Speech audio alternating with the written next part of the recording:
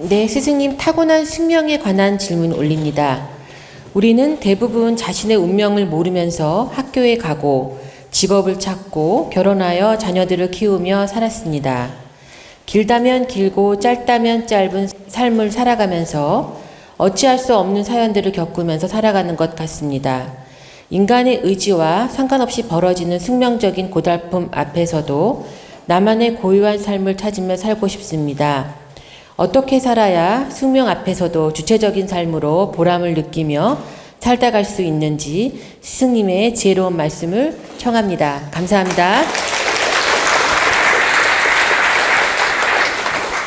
답부터 말씀을 드리면, 첫째 마음 공부하고, 둘째 깨우치고, 셋째 스스로 성장하는 노력을 하면 그게 바로 운명을 잘 이끌어가는 방법이며 선택이며 좋은 핵심이라고 할 수 있습니다. 제가 이제 이렇게 답부터 말씀을 드렸어요. 그리고 이제 좀 더 구체적으로 풀어드리면, 우리가 사주 8글자는 여러분 그대로 평생 동안 존재하죠. 안 바뀌잖아요. 딱 연월일시 딱 나요. 이건 안 바뀌기 때문에 바로 이 8글자가 숙명입니다. 숙명이란 단어는 변하지 않는다, 그대로 존재한다, 불변하다, 확정이 돼 있다, 이게 바로 숙명이라고 하는 겁니다. 그리고 변화가 일어나는 걸 운명이라고 하는 거예요. 근데 우리가 사주팔자를 왜 운명학이다 이렇게 표현을 하느냐면, 대운 때문에 운명학이다 이렇게 말하는 겁니다. 사주 8글자는 불변 에너지이기 때문에 숙명이에요. 근데 이 숙명의 기운은 40%예요. 그리고 대운 흐름에 따라서 이 숙명 에너지가 대운에 따라서 변화를 일으켜요. 이 대운 30%에 따라서 변화를 일으킨다. 그래서 이 대운 때문에 이 사주 8글자를 운명이라고 우리는 표현을 하는 겁니다. 원칙 분리시켜 논한다면 사주 8글자는 숙명, 대운을 플러스 시키면 운명, 이렇게 되는 겁니다. 왜? 대운은 계속 흘러가면서 바뀌지 않습니까? 자, 10대, 20대, 30대, 40대, 50대, 60대 계속 대운은 바뀌어요. 그리고 이 숙명은 대운에 따라서 작용력이 계속 바뀌어요. 좋기도 하고 나쁘기도 하고. 그렇기 때문에 대운 플러스에서 운명이다 이렇게 표현하는 겁니다. 그러면 대운을 개입시키지 않고 사주 8글자만 딱 논하면 숙명일 수밖에 없는 거죠. 근데 이 숙명의 기운은 대운에 따라 움직이고 바뀌기 때문에 우리는 운명론이라고 말하는 것입니다. 그리고 나머지 30%는 내가 운영함에 따라 또 한 번 변화를 일으키기 때문에 운명일 수밖에 없다. 내가 어떤 각도로 노력하고 어떤 질량을 갖추었느냐에 따라서 이 사주 8글자 대운 30%, 그러니까 사주 40%, 대운 30%, 내가 운영자의 노력 30%, 이 내 주체를 가지고 운영하는 30%가 어떠한 이념과 각도로서 노력하고 운영하느냐에 따라서 변수를 일으키기 때문에 우리는 통칭 이걸 운명이다 이렇게 표현하는 겁니다. 그리고 너와 나의 만남은 숙명이었어 이렇게 말하면 이건 무슨 뜻이냐? 너와 내가 만난 건 이미 결정되어진 거예요. 이미 만났으니까. 어쩌면 하늘의 뜻으로 정해졌다. 불변으로. 그래서 너와 나의 만남은 숙명이다 이렇게 표현을 하는 겁니다. 그런데 언젠가 떠나요? 그럼 또 운명이 되는 거야. 그리고 헤어진 자체를 우리가 결정적으로 논하면 또 그것도 숙명이고, 즉 다시 말씀드려서 운명과 숙명은 계속 교차한다. 숙명은 운명의 배를 타고 움직인다. 자, 사주 8글자는 대운이라는 배를 타고 움직이는 거예요. 사주는 8글자가 고정되어 있고 대운은 움직이기 때문에 대운이란 배를 타고 이 사주가 움직인다. 압록강을 건너갈지 태평양을 건너갈지 이 배를 타고 움직이는 거예요. 그래서 움직이기 때문에 우리는 사주팔자 대운 플러스 운명이다 이렇게 말하는 겁니다. 이건 여러분들이 지식적으로 꼭 알아둬야 됩니다. 이걸 명백하게 알고 있는 사람들이 드물어요. 사주팔자는 무조건 운명이야. 아니면 어떤 모르는 사람은 숙명이야. 이렇게 무지하게 말하는 사람들이 있는데 분별력이 부족해서 그런 겁니다.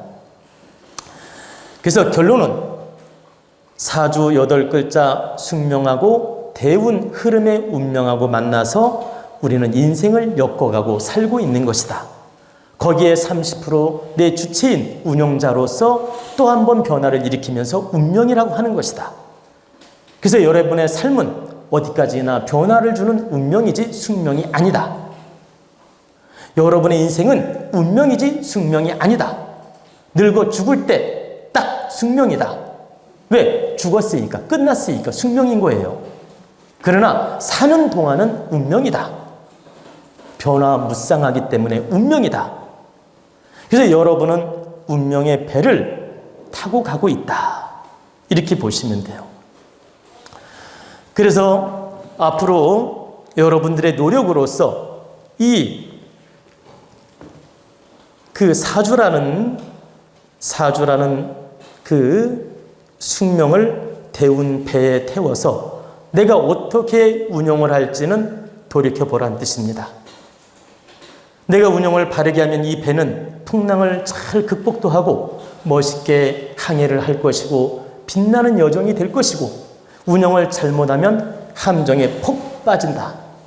태풍도 만날 수 있고.